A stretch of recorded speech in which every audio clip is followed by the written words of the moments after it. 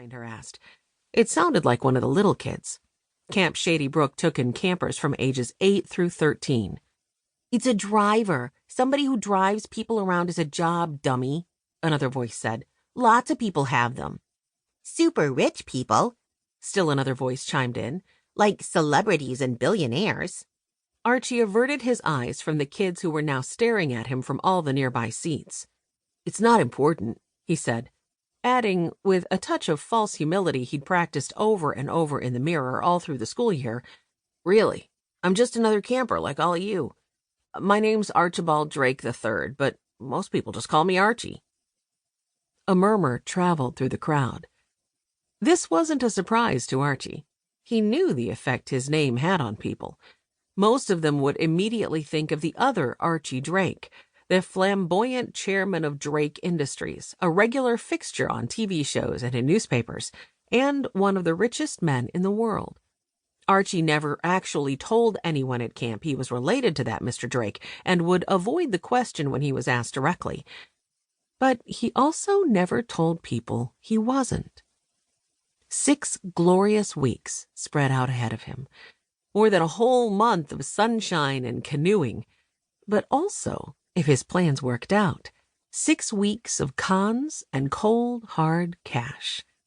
Camp Shady Brook required every camper to bring at least $50 of pocket money to spend at the camp store, a fact Archie had learned to exploit his very first summer there 2 years ago.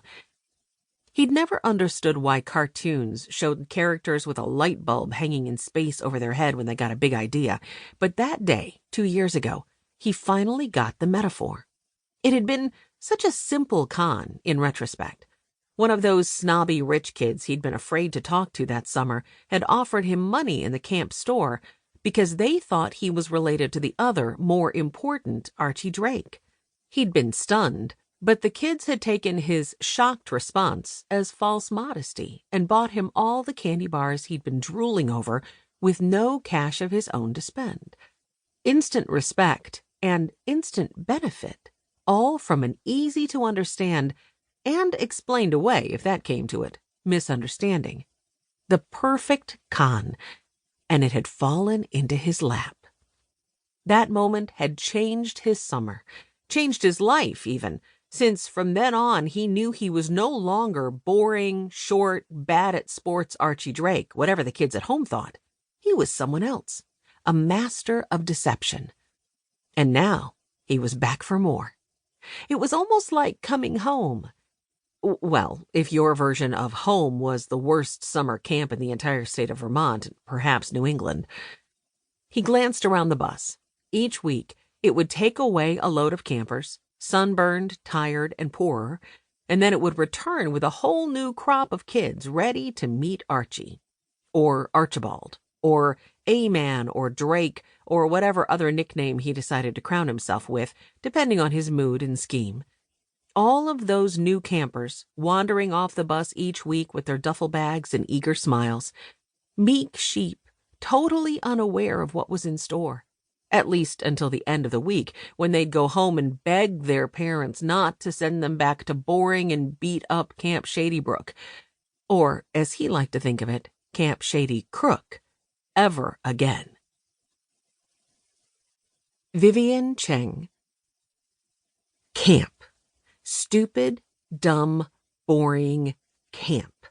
Bugs all over the place, and wearing sunscreen every day, even when it wasn't sunny, and sleeping in a cabin with a ton of random girls who would probably end up hating her, instead of staying at home in her room or traveling to some awesome hotel on one of her parents' swanky summer trips. Vivian was not happy. She loved summer in the city, even though the streets smelled like 3-day-old garbage and the glare off the pavement made it impossible to see anything even through her nicest pair of sunglasses. She loved hanging out in her apartment building's lobby with Margot, who lived upstairs, going to Central Park to people watch and poking through Duane Reade to get some air conditioning and maybe some new glitter nail polish. Convincing tourists in Penn Station they were stuck without train fare and just needed $15 to get home to New Jersey, even though the only time she'd been to New Jersey were when she and her parents flew out of Newark Airport.